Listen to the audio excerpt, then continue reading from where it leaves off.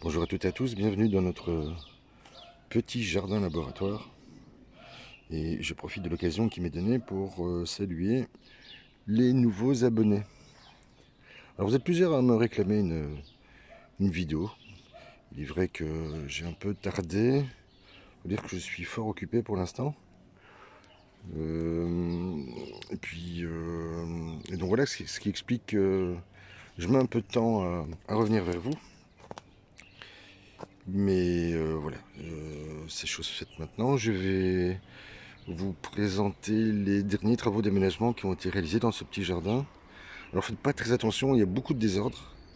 Hein, j'ai sorti le tuyau parce que je suis en train de relancer les premières plantations de fin de printemps. Et, et voilà, il y a un petit peu de désordre. Enfin voilà, vous allez pouvoir le constater par vous-même. Parce que je suis en train évidemment de placer mes composts dans mes planches, comme celle-ci. Celle-ci a été remplie au mois de janvier. Pardon. Bon, je commence par quoi?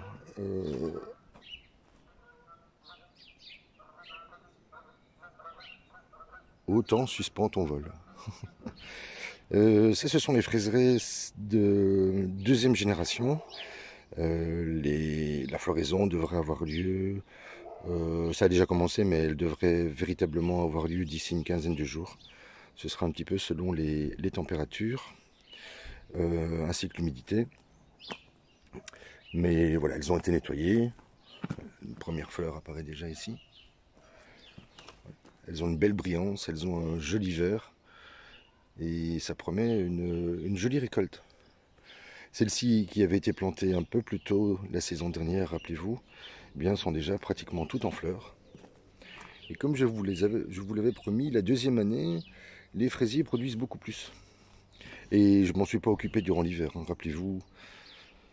Leur état, elles étaient fortement abîmées. Elles ont simplement été protégées durant les grands froids d'hiver par des mini-serres chapelles.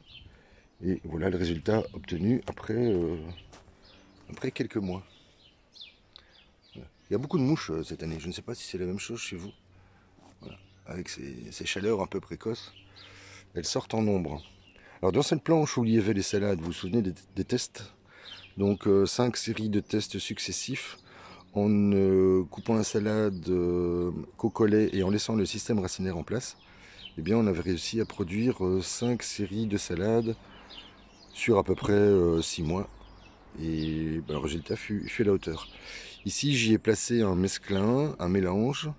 L'idée est de travailler rapidement, à savoir récolter en quelques instants et directement pouvoir les laver. Ça évite de décortiquer une salade complète. Voilà ce que ça donne, toujours sans arrosage. Alors il y a bien quelques signes un peu de dessiccation par endroit, mais dans l'ensemble, ça se passe plutôt bien. Je n'ai pas renourri cette planche avec du compost, donc je travaille dans le même substrat que précédemment.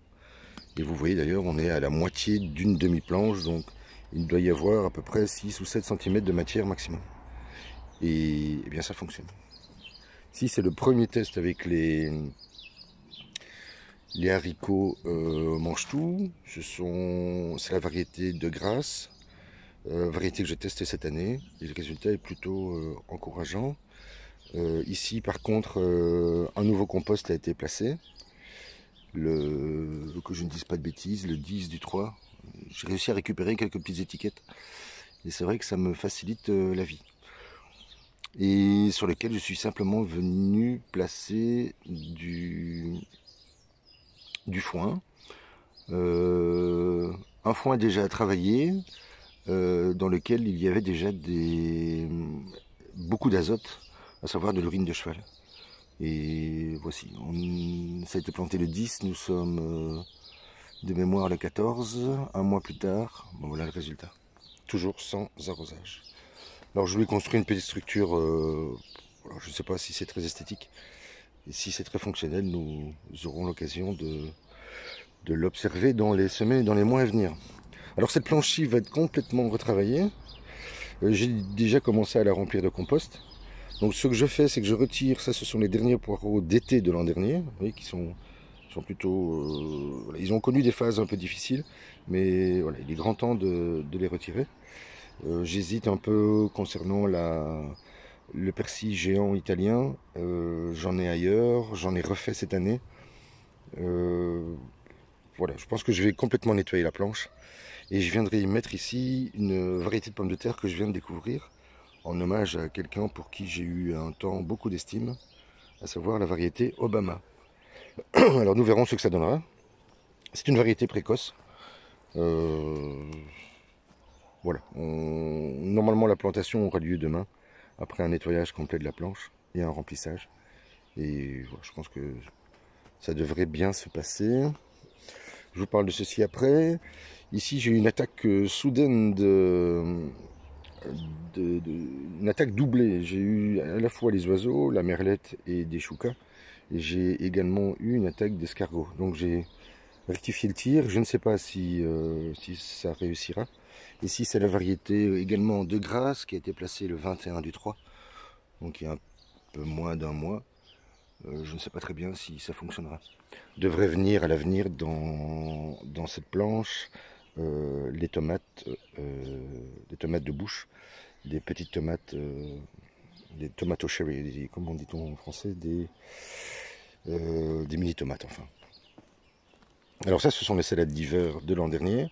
Vous vous souvenez, qui ont été placées en octobre, vous voyez qu'elles souffrent. Manque d'eau, manque de chaleur par moment, manque de lumière, et j'ai simplement découvert ces carrés potagers, ces rectangles potagers plutôt, hier, et donc voilà. On en a goûté une hier, elle est excellente, très structurée en bouche, énormément de matière, et c'est vraiment très agréable. Aussi les oignons se suivent, rappelez-vous, du mois d'octobre, voilà ce que ça donne. Bon, je suis plutôt satisfait. J'avais pas très bien réussi mes oignons l'an dernier, et je crois que la technique qui a été modifiée voilà, fonctionne bien. Ces planches seront à l'avenir remplies de salades et de condiments, parce qu'elles sont facilement accessibles pour qui que ce soit dans ce petit jardin. Ben voilà l'épinard tunisien, hein. Je ne sais pas quoi dire, moi. Voilà, c'est un produit géant, c'est pas prévu pour être comme ça. Je le teste régulièrement et c'est très savoureux, hein. Il y a beaucoup de matière dans ces feuilles. Quelques attaques de limaces, mais rien de très important. J'en ai replacé d'autres pour venir accompagner ce bac. Ce bac qui est en contact directement avec le sol.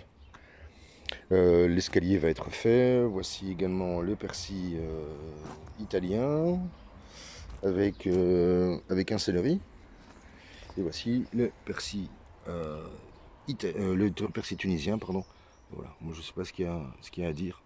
Il a parfaitement résisté. Ces planches ont été remplies avec des fèves et des pois mange-tout, toujours de Grasse, protégées par un filet parce que les oiseaux sont constamment dedans. Cette planche-là va être réaménagée également. Dans celle-ci, ce sont également des mange-tout de Grasse qui ont été placés là-bas le 23 mars dernier et ici le 24. Vous voyez la différence, hein. Avec une planche qui a été préparée en octobre et une planche qui n'a toujours pas été réactivée à l'aide de compost. Voilà, je pense que la démonstration est faite, qu'il est important de préparer ces planches un peu plus tôt dans la saison. Et ça permet également de faire un faux semis. Je vais vous montrer un exemple avec le compost de la fraiserie qui est là. Oui, maintenant je place mon compost ici, que je protège un peu, notamment avec ce voile anti-insectes. Et je ne plante pas tout de suite, et je ne l'arrose pas évidemment. Alors qu'ici, j'ai planté tout de suite après avoir placé les nouvelles fraises, ces nouveaux fraisiers qui seront prévus pour remplacer ceux que je viens de vous montrer précédemment et qui seront remplacés au mois de septembre, octobre normalement. Et donc si vous placez votre compost tout de suite, eh bien vous avez évidemment la levée des semis. Et donc il est préférable, je pense, d'utiliser cette technique, de laisser partir les faux semis et puis un coup de râteau et le travail est fait, hein. On a une planche ici de 3,20 m, 3,60 m pardon, et en à peine 20 secondes le travail est réalisé.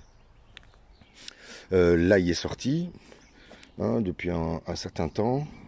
Voilà. Je pensais qu'il aurait des problèmes d'arrosage, mais là, il n'aime pas tellement l'eau. Et voilà, c'est plutôt réussi. Ce sont les Ishikura, pardon.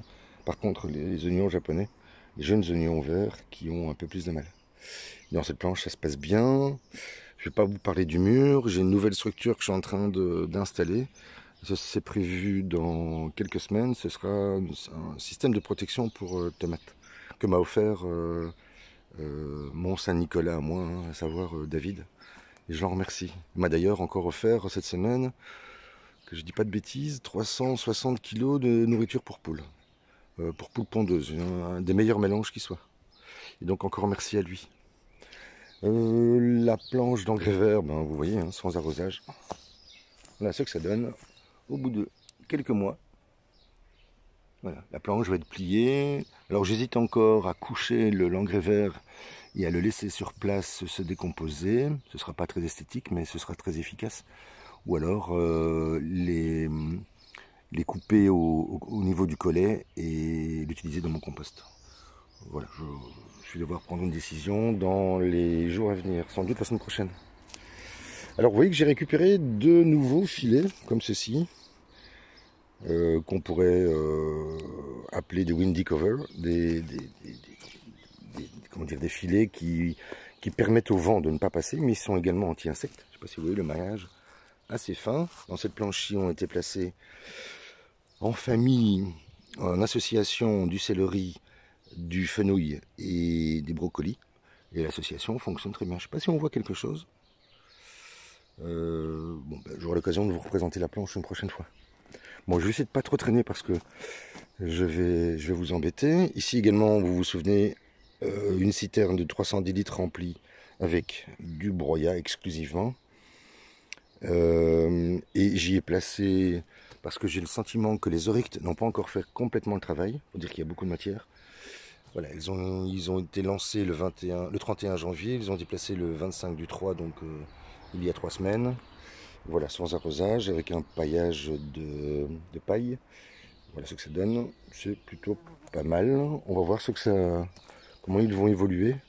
Mais j'ai le sentiment que j'ai des insectes nocturnes qui viennent me picorer mes feuilles, indépendamment des premières limaces, puisqu'évidemment, avec la montée de ces températures, c'est l'arrivée des très nombreuses limaces.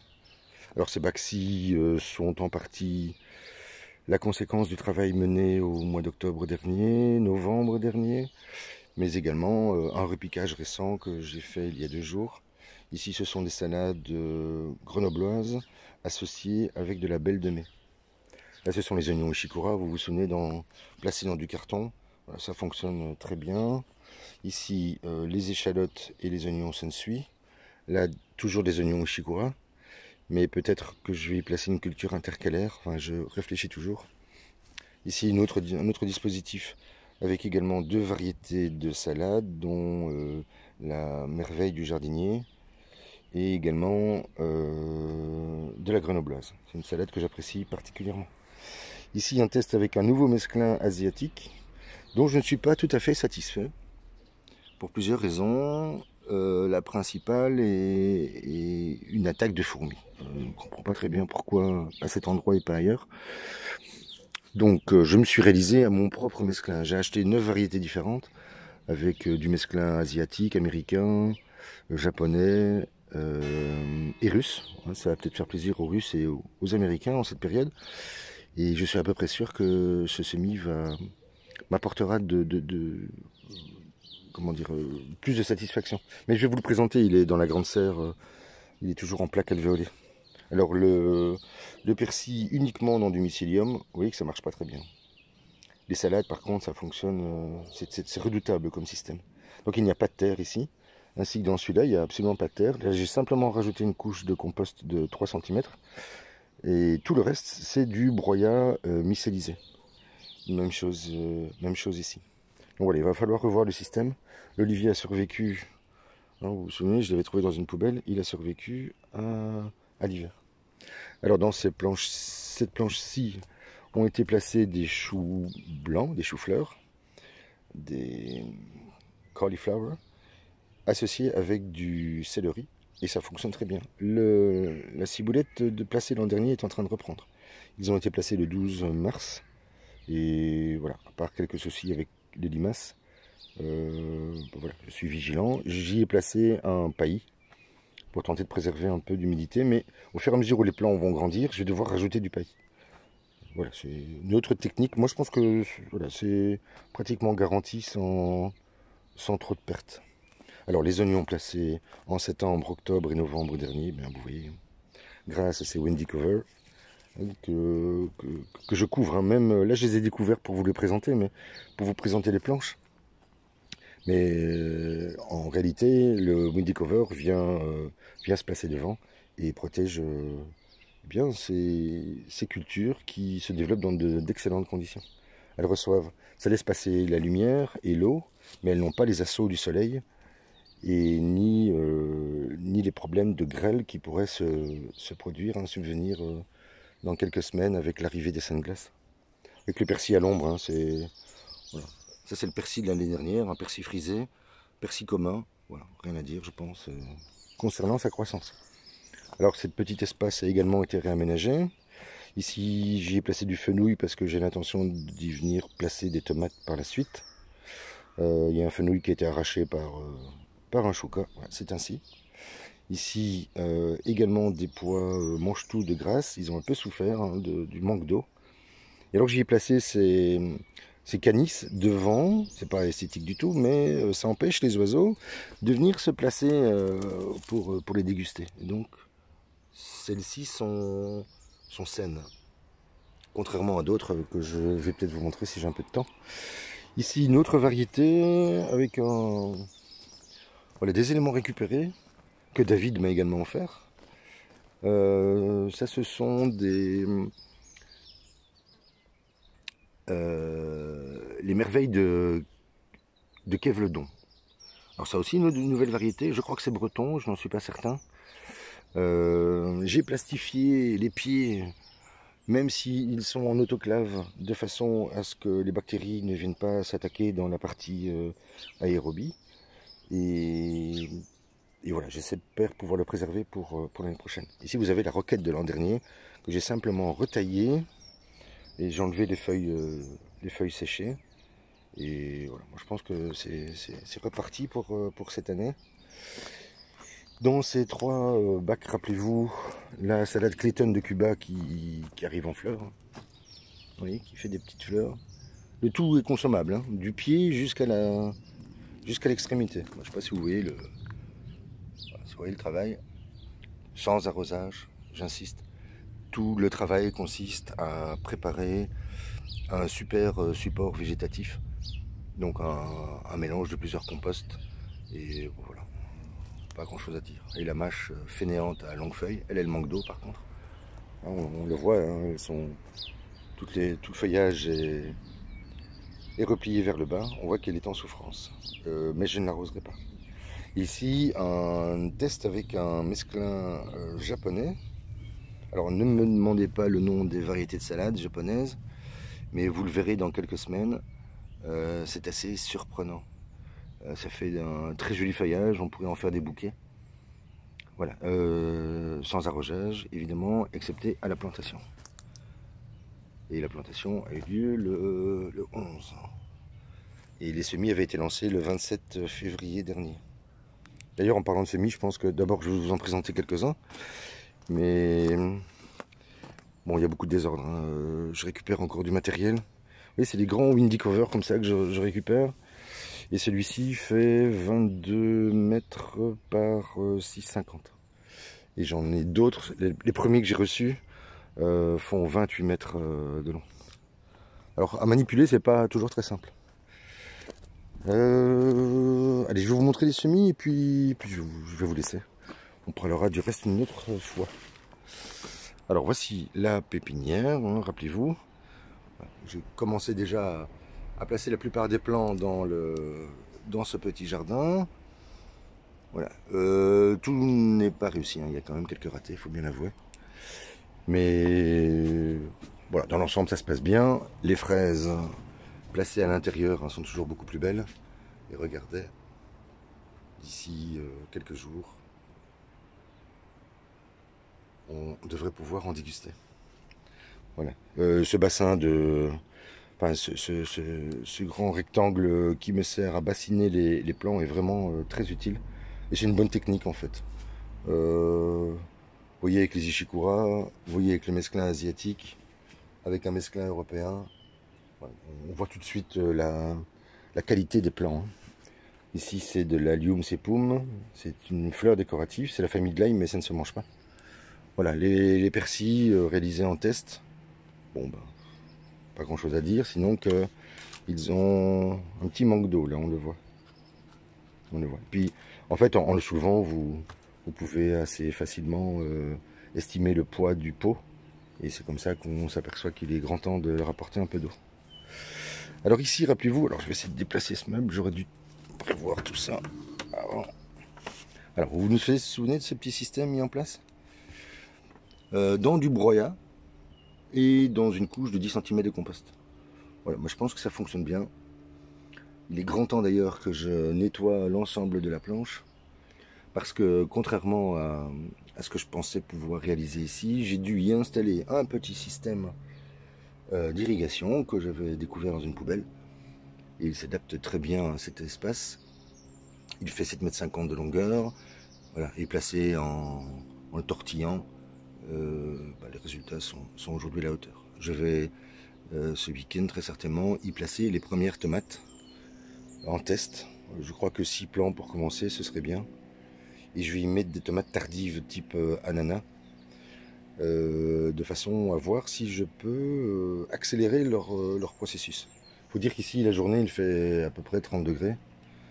Et même avec les portes ouvertes, avec la fenêtre qui est ici, que j'ouvre, eh bien voilà, je crois que les conditions sont réunies pour lancer les premières tomates. Alors le secret pour garder un espace comme celui-ci, fabriqué avec uniquement des éléments de récupération, excepté la bâche, eh bien le secret c'est ça. J'ai trouvé un petit ventilateur pour 10 €. C'est du 15 watts, il peut tourner 24 h sur 24. Ça ne consomme pas grand chose. Et bien il me permet en hiver de sécher comment dire, cette installation, dont j'ai eu la bonne ou mauvaise idée de le réaliser en hiver, mais je n'avais que ce moment-là pour le faire, en anticipant évidemment ce début de saison. Et je me suis aperçu que ce soit en période de froid ou en période de chaleur, il joue un très grand rôle.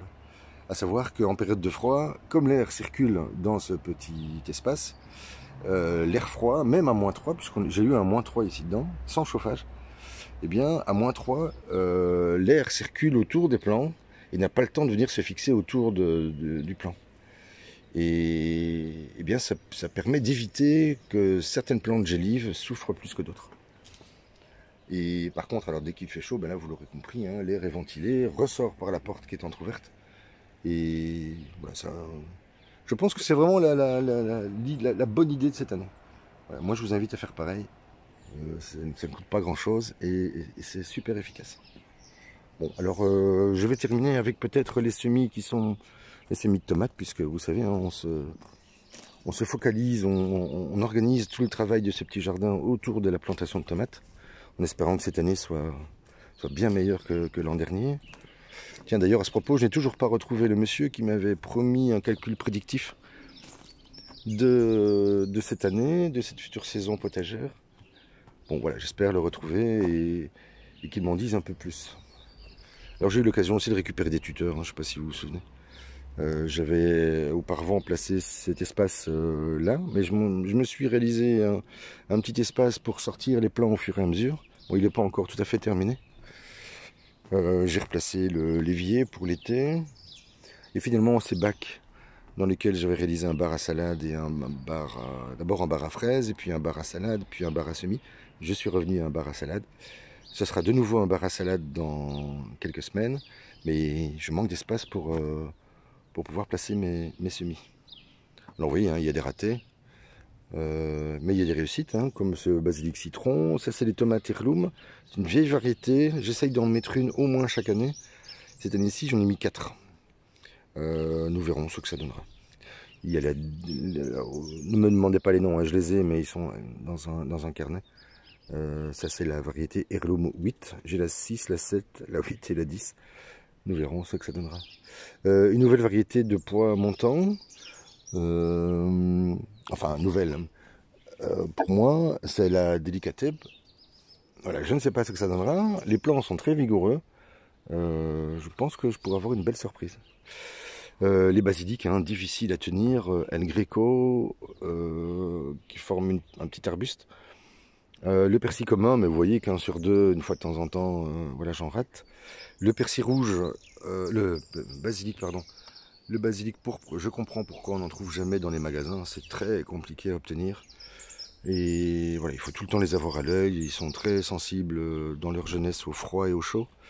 Ce n'est pas simple à conserver. J'espère que je pourrai aller jusqu'à la fin de la saison avec. Moi, j'en ai d'autres, hein, mais là, ça demande vraiment beaucoup d'attention. Là, ce sont les semis de salade, rappelez-vous, du mois de janvier, que je commence à repiquer au fur et à mesure dans le jardin. On a des pois, des petits pois extra fins, pardon, des haricots extra fins, la variété Ferrari, comme la voiture. Et bon, voilà, j'ai des résultats qui ne sont pas exceptionnels. Hein. Toutes les alvéoles ne sont pas complètes. Voilà. Peut-être revoir ma méthode de plantation ou être plus sélectif au niveau des graines. J'ai également un gros souci avec les aubergines cette année. Je l'ai eu avec les poivrons, aubergines, tagettes et cosmos. Je ne sais pas ce qui se passe cette année. J'ai vraiment beaucoup de mal à les faire démarrer. Et là, nous avons deux variétés de courgettes.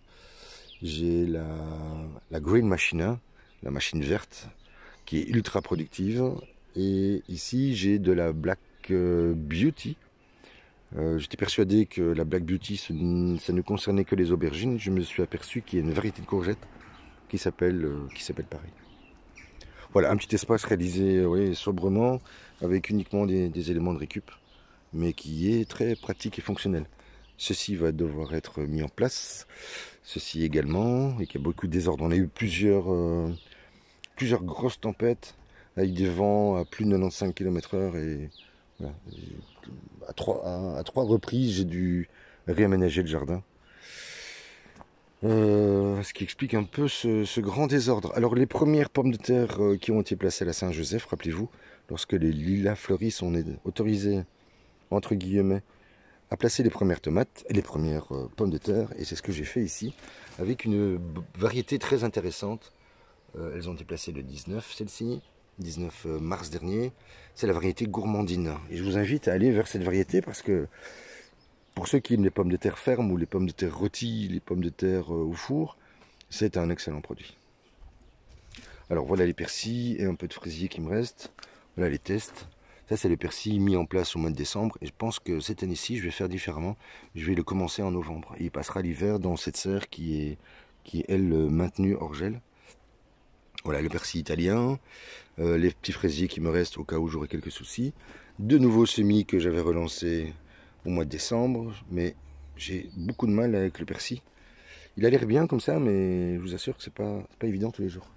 Allez, j'en termine avec le désordre de cette petite serre qui est permanent, hein, au fur et à mesure où je range. Voilà, j'ai des petits soucis d'ordre, de mise en place. Alors le basilic, hein, placé ici dans ces plateaux de 77. 11 par 7, je veux dire que c'est plutôt une réussite. Ceci, il est grand temps que je les remette en godet, sans doute dans ces formats-ci, pour obtenir peut-être ceci, si tout va bien, au bout de quelques jours. Voilà, ça c'est un mélange, c'est un terreau maison. Je n'utilise plus du compost. Enfin si, à 5% dans ma préparation, dans un mélange de type de celui-ci, qui est un peu desséché, et j'y associe de la tourbe, hein, que vous devinez, avec un terreau de très bonne qualité que j'avais l'occasion de récupérer gratuitement l'an dernier. Et voilà, moi je pense que ce mélange-ci est suffisant. Il y a une bonne densité, il y a une bonne rétention d'eau, Et voilà, ça demande un peu de préparation, un peu d'huile de coude, mais voilà, une fois qu'on obtient ça, je pense que c'est plutôt bon. Alors, vous voyez les tomates ici. Alors, je ne veux pas vous faire toutes les variétés, hein, mais ça, ce sont les tomates de fin janvier qui ont été repiquées fin février. Alors, voilà ce que ça donne. Je pense que c'est plutôt satisfaisant. Alors, le basilic rouge de pourpre dont je vous parlais, c'est toujours difficile, hein, c'est pas du tout simple à conserver. Il est très sensible aux écarts thermiques. Voici d'autres variétés, dont l'ananas jaune, hein, dont je vous parlais précédemment. Voilà, mais j'ai mis un peu de marmande, j'ai de la black cherry, j'ai remis de la blue ozu. Vous vous souvenez de cette variété japonaise très particulière? Eh bien, ça devrait bien se passer cette année. J'en ai fait une vingtaine de plants. Oui, basilic pour arriver à ça, je vous assure que c'est pas du tout facile, hein. Ça a l'air simple comme ça en évidence, mais enfin, moi, en tous les cas, je ne suis pas spécialiste, mais voilà, je galère un peu. D'autres courgettes, hein, qui sont prêtes à elles, à être mises en terre, mais il est beaucoup trop tôt, donc je vais très certainement devoir refaire quelques plants ce week-end ou la semaine prochaine. Voilà, j'ai fait un test avec du cresson, un cresson aliénois. Et bah, je dois dire que c'est plutôt intéressant. C'est assez facile, ça démarre très vite. En 3 jours, les semis sont levés. Et ça ajoute une petite touche intéressante dans les salades. Alors j'ai quand même acheté, je m'étais juré de ne pas le faire cette année, une aubergine et un poivron orange pour voir un peu comment travaillent les professionnels, pouvoir les observer, pouvoir les comparer à ce que j'essaye de faire. Voilà, ce sont des plans tests. Voilà, je les observe un peu tous les jours et je les compare. Voilà, je pense que j'ai pris la bonne direction. Maintenant, voilà, il faut être assidu, hein, pour obtenir un résultat à peu près correct. Voilà, toujours d'autres variétés anciennes. J'ai espacé les périodes de croissance des plants, sans quoi je me retrouverai avec, je dois avoir 300 plants de tomates, hein, puisque ce sont des tin packs, ce sont des bacs par 10. Bon, ben, je vous laisse faire le calcul, hein. Voilà, ici j'ai un souci. Voilà. Parce que j'ai évidemment la nuit, j'ai retrouvé un oiseau dans cette serre. Je sais pas comment il a réussi à rentrer.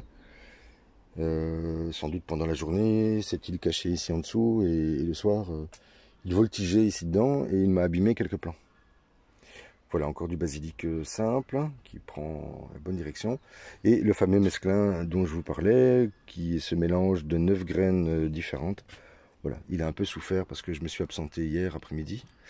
Et il a fait près de 30 degrés dans cette serre. Voilà, donc nous verrons ça dans les semaines à venir. Je vais essayer de le mettre en place ce week-end. Ici, nous avons du basilic thaï. Je ne sais pas si vous connaissez ça, moi. C'est une véritable tuerie, hein, pour les papilles. Et donc voilà, j'en ai mis cette année-ci, j'en ai mis 4. J'ai également un basilic cannelle que je teste cette année. Nous verrons ce que ça donnera. Voilà, ça c'est des piments. J'ai des piments longs, jaunes et rouges. Mais ça, vous le verrez l'été.